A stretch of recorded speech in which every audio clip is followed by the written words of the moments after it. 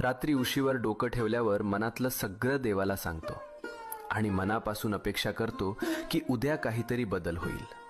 पण जेव्हा काहीच होत नाही तेव्हा मनात प्रश्न येतो, स्वामी ऐकतात का खरंच? ऐक, स्वामी नेहमी उत्तर देतात. फक्त उत्तराची वेळ आणि भाषा आपल्याला लगेच कळत नाही. जेव्हा काही आपल्या भल्यासाठी असतं तेव्हा स्वामी हो म्हणतात. जेव्हा ते आपल्याला दुखवणार असतं तेव्हा स्वामी नाही म्हणतात. आणि जेव्हा आपल्याला अजून थोडं मजबूत व्हायचं असतं तेव्हा स्वामी शांतपणे म्हणतात, थांब, योग्य वेळी देतो.